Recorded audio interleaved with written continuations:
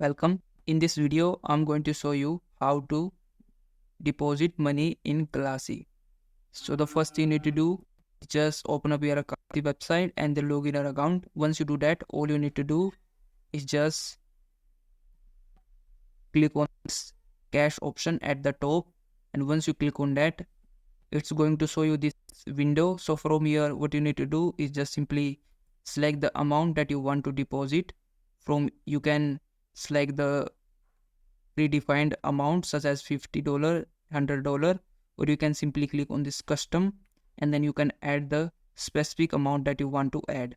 And once you select your deposit amount, simply click on this review button. Once you do that, it will automatically select your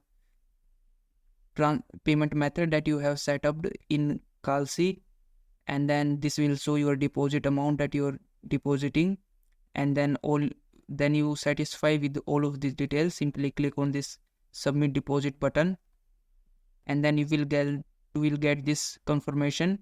So simply click on this done, and then your money will be added. So that is how you can deposit money in Kalshi. If you found this video helpful, please like this video and subscribe to my channel.